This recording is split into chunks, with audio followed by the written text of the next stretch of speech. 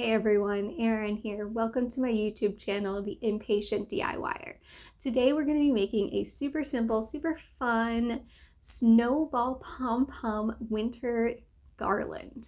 And I absolutely love this. I had a ton of fun making it. It's really easy to do, something you can do while you watch TV, so I hope you enjoy. So here is the snowball garland. We're going to jump right into making it. So you're going to need some yarn. I have this ginormous ball of white yarn. You're going to wrap it around your fingers. I'm sorry that for some reason I was just not in the right place for this video, but you can still see that I'm wrapping around my fingers. Now, I made 3 different sizes that you're going to see, and I found out that to make the smallest one was about 50 times around my fingers, which seems insane, but that's what I did. And then the middle size was about 75 to 100, and then the largest size was over 100. So that's just kind of a roundabouts what I did. If you wanted them fluffier, you could always do it more, but found that I kind of ran out of finger real estate. So once you do the 50 wraparounds, you're going to cut the end off, and then you're going to cut a tie and tie it in the center. Some people can tie that in, like get that through the center of their fingers somehow. I could not, so I just took it off my fingers and tied it. And then you're going to go ahead and cut the center of the loops that you just tied off. And I found that I kind of missed some in some places, but overall it was pretty easy to do that. So there you can see you've got like a spike ball. So next is my favorite part, absolute favorite part. We're gonna trim this down to make it look like a snowball.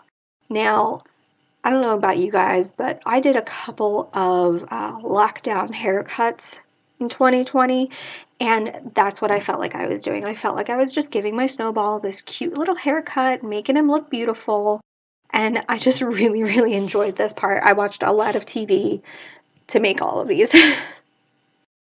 So then you just continue doing that. And like I said, about 50 for the smaller one, 75 to 100 for the middle one, and 100 plus for the medium-sized one.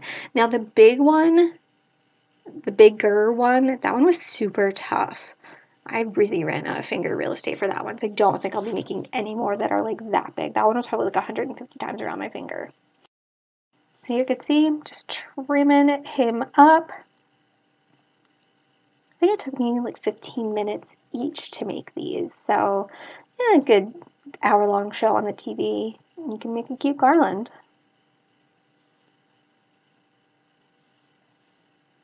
Now, I don't remember where I got my yarn, but you could really use any yarn that you find on sale for this. I think I've had this for a few years, and I don't know if I was going to start knitting or what. There's no need for a ball of yarn that big. Now, once you finish all that you want to do, I chose to do 5. You could do more. 5? No. That is 7. I can count. That's 7. You're going to lay them out in the pattern that you want. I went smallest into biggest, and I got this yarn from Walmart in their Christmas section. It is this super soft, gray, like chunky yarn, I guess. It was $2 for 5 feet, so this worked out really, really well for just a nice, like, warm winter feel.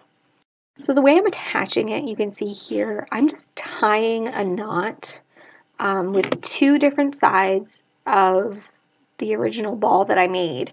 Now, I made a little bit of a mistake there. I just kind of picked 2 random strings and then ended up like kind of pulling the one string out kind of thing. So what I would highly recommend is trying to find the 2 ends of the same string on either side of that knot that you made around the original bundle, and then it actually makes it super, super sturdy.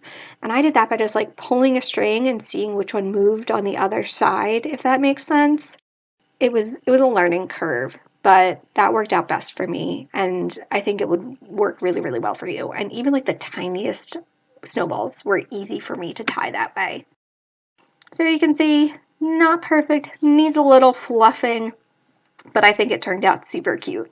And I think I put them about 2 inches apart in the end, but you could really put them as close or as far apart as you want, because in the end, look how cute this is.